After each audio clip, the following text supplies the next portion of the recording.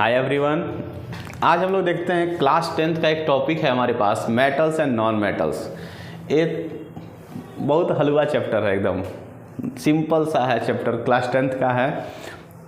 ठीक है, हम लोग कोशिश करते हैं इसको जल्दी से जल्दी इसको पढ़ने का, कम समय में पूरा कवर करने का, ठीक, ताकि आपको रिवीजन में आसानी हो जाए।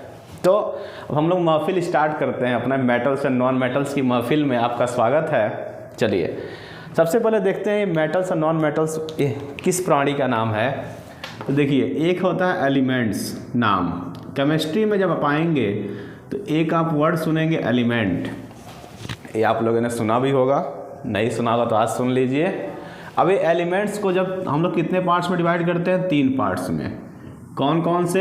एक होता है मेटल्स, एक होता है नॉन मेटल्स और एक होता है मेटलॉइड्स। ठीक, अब देखिए, अब आप लोगों को पता होगा, नहीं हो तो हम बता रहे हैं आपको। एक पीरियोडिक टेबल होता है, ठीक है, जिसमें सभी एलिमेंट्स को दिया जाता है, सभी एलिमेंट्स को उसमें अरेंज किया गया है। ठीक है, उसमें कुछ मेटल्स हैं, कुछ नॉन मेटल्स और कुछ मेटलॉइड्स हैं।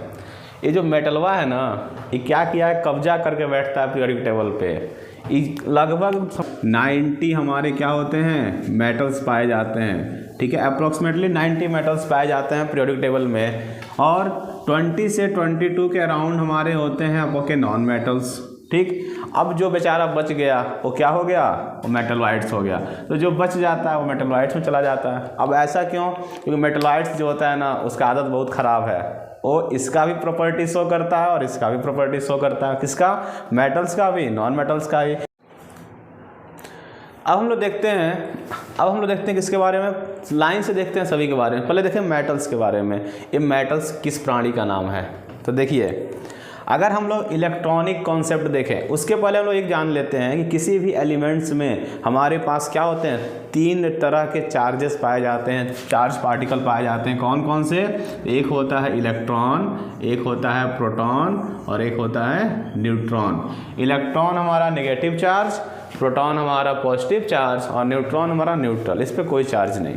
ठीक है, अगर हम मेटल्स की बात करते हैं इलेक्ट्रॉनिक कॉन्सेप्ट के बेसिस पर, तो हम लोग क्या देखते हैं कि जो हमारा मेटल्स होता है वो इलेक्ट्रॉन को क्या करता है, लूज करता है। इलेक्ट्रॉन लूज करता है। ठीक है, लूजर होता है। किसका लूजर होता है? इलेक्ट्रॉन का लूजर होता है।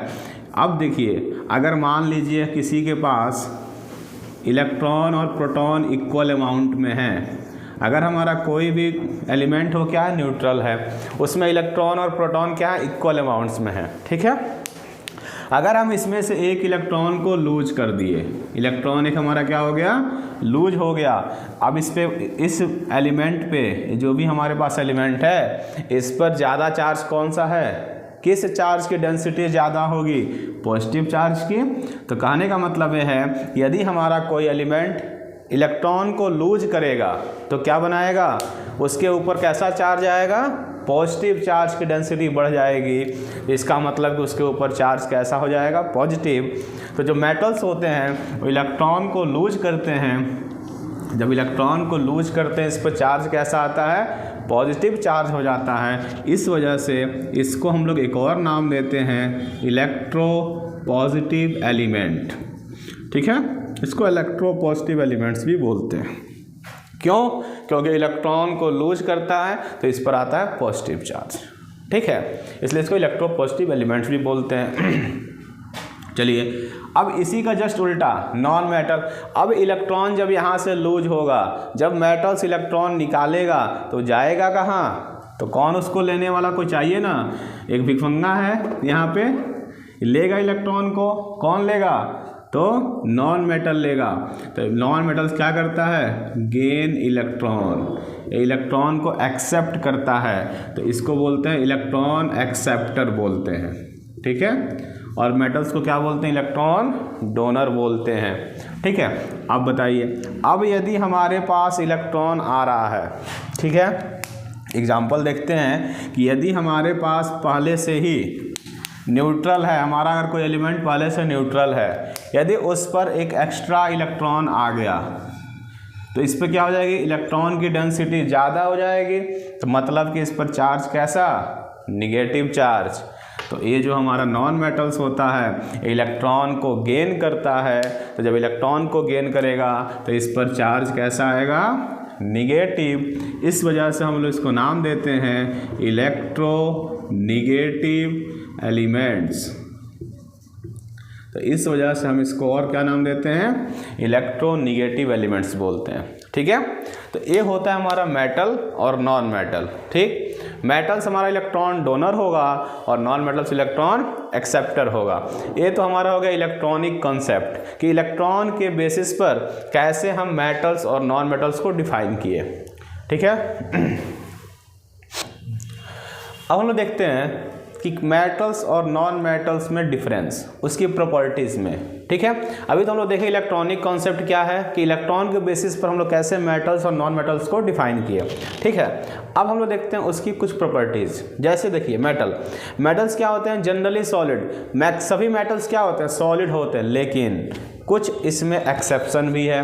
एक्सेप्शन क्या होता है, एक्सेप्शन वो चीज़ है जो हमारे क्या करें, नेचर से हट के अलग काम करता है, बाकी के रेस्पेक्ट में वो हमारा एक्सेप्शन में चला जाता है। ठीक है, तो कुछ हमारे मेटल्स, मैक्सिमम मेटल्स क्या होते हैं, सॉलिड होते हैं, लेकिन कुछ मेटल्स हमारे क्या होते हैं, लिक्विड होते हैं। कुछ में कौन आते हैं, तो जो एक्सेप्शन हमारा होता है इसमें वो होता है मरकरी, Hg।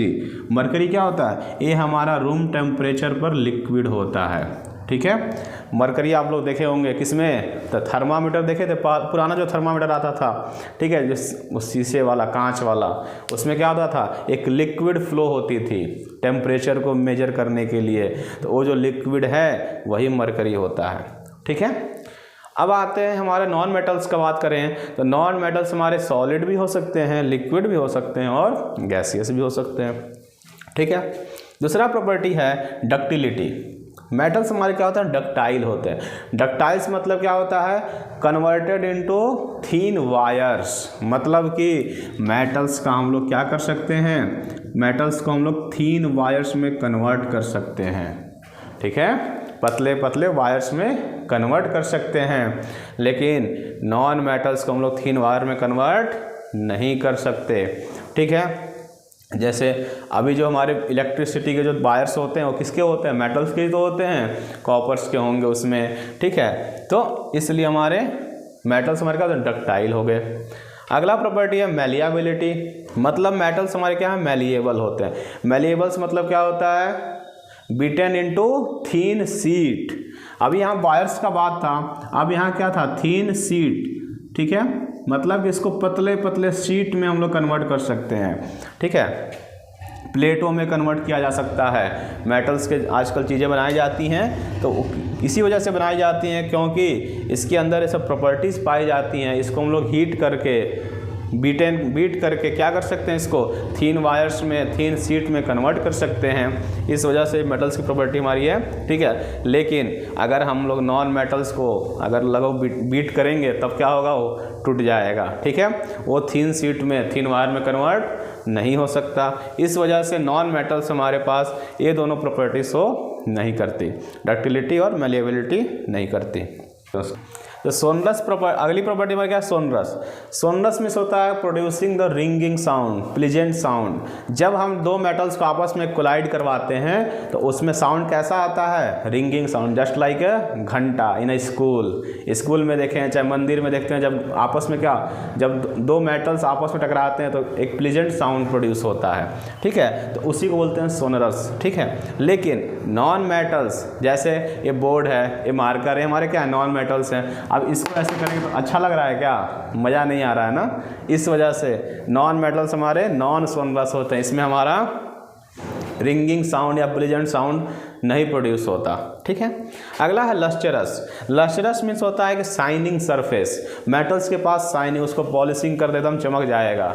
ठीक है, एकदम लाइट मारता है, लेकिन नॉन मेटल्स को कितना भी पॉलिश कर लें वो क्या होगा, उसको उतना चमकेगा नहीं जितना मेटल्स हो सकता है। इस वजह से मेटल्स के पास होती है लस्टरस प्रॉपर्टी, लेकिन नॉन मेटल्स के पास लस्टरस प्रॉपर्टी नहीं होती। और अगली प्रॉपर्टी हमारे पास है गुड कंडक्टर। तो मेटल्स जो होते हैं ये हमारे हीट और इलेक्ट्रिसिटी के गुड कंडक्टर होते हैं। गुड कंडक्टर का मतलब क्या हुआ कि ये हमारे इलेक्ट्रिसिटी और हीट को आसानी से कंडक्ट करते हैं। वन प्लेस से दूसरे प्लेस में आसानी से इसमें हम लोग इलेक्ट्रिसिटी या हीट पास हो सकता है। जैसे फॉर एग्जांपल अगर हमारे पास कोई रॉड है, लोहे का अगर रॉड है, आयरन रॉड है, अगर इस पॉइंट पे हम लोग हीट करें उसको, तो ये हीट जो है ट्रांसफ़र होते होते ऑटोमेटिक इस पॉइंट तक आ जाती है। ठीक है, मीन्स क्या हो रहा है, ये जो रॉड है आयरन रॉड हीट को कंडक्ट कर रहा है। ठीक है, इसी तरह इलेक्ट्रिसिटी है, अगर यहाँ करंट लगाएं, बिजली का करंट लगा दें, ठीक है, एक लोहे का रॉड ले लें सपोज कीजिए और सॉकेट में लगा दें और दूसरे हाथ से उसको पकड़ लें, तो क्या आएगा, मज़ा आएगा ना। कैसे मज़ा आएगा, क्योंकि शॉक लगेगा। क्यों, क्योंकि अगर यहाँ इलेक्ट्रिसिटी करंट यहाँ इंटर किया तो वो करंट इस एंड पर भी पहुँच जाएगा। क्यों, क्योंकि मेटल्स हमारा गुड कंडक्टर होता है। ठीक है, अब हम लोग बात करते हैं, अगर यही बात अगर नॉन मेटल के साथ हो, लकड़ी लेके घुसाएंगे अगर सॉकेट में, तो क्या कुछ नहीं होगा, कोई फ़र्क नहीं पड़ेगा। ठीक है, तो इस वजह से नॉन मेटल्स में हम लोग हीट को या इलेक्ट्रिसिटी को पास नहीं करवा सकते। अब एक गुड कंडक्टर ऑफ इलेक्ट्रिसिटी क्यों होता है, तो इसमें देखते हैं due to presence of free electron. Free electron की वजह से, क्योंकि मेटल्स में क्या होते हैं, फ्री इलेक्ट्रॉन्स पाए जाते हैं, जिसकी वजह से वो इलेक्ट्रिसिटी और हीट का गुड कंडक्टर होता है। तो सभी मेटल्स हमारे क्या होते हैं, गुड कंडक्टर होते हैं, लेकिन इसमें भी कुछ एक्सेप्शन हैं। जैसे लीड हो गया, पीबी बोले तो लीड, मरकरी हो गया Hg, ये हमारे जो दोनों मेटल्स हैं ये हमारे इलेक्ट्रिसिटी और हीट के गुड कंडक्टर नहीं होते। ठीक है, इसी तरह ये नॉन मेटल्स, सभी नॉन मेटल्स हमारे तो बैड कंडक्टर होते हैं, लेकिन इसमें भी एक ऐसा नॉन मेटल है जो अपने ग्रुप से हट जाता है, अपने ख़ानदान से अलग रहता है, अलग प्रॉपर्टी शो करता है। कौन, तो वो हमारा है ग्रेफाइट।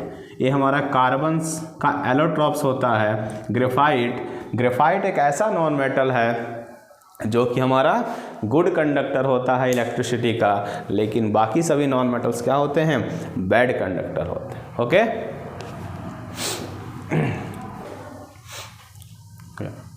तो ये रही हमारी मेटल्स और नॉन मेटल्स की फिजिकल प्रॉपर्टी।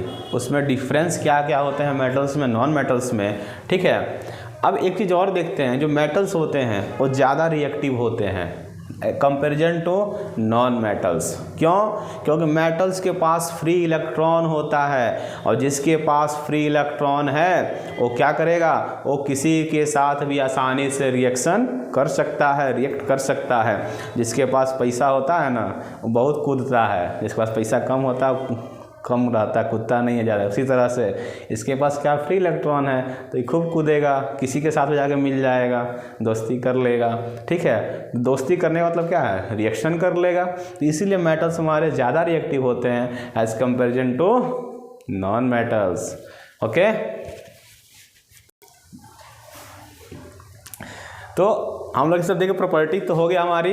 अब एक चीज़ और देखते हैं, जो गुड कंडक्टर जैसे मेटल है, बेस्ट कंडक्टर ऑफ इलेक्ट्रिसिटी जो होता है मेटल्स में, वो हमारे होते हैं जैसे सिल्वर है, गोल्ड है, ये सब हमारे क्या हैं, इलेक्ट्रिसिटी के बेस्ट कंडक्टर माने जाते हैं। ठीक, तो फिर हम लोग ये सोचते हैं कि तो फिर अगर ये बेस्ट कंडक्टर हैं तो इसका हम लोग वायर क्यों नहीं बना सकते, सिल्वर का भी वायर बना सकते हैं, गोल्ड का भी वायर बना सकते हैं, बनाने को कोई दिक्कत नहीं है। लेकिन ये इंडिया है, यहाँ तो फ्री में फिनाइल भी मिलेगा तो लोग पी जाएंगे।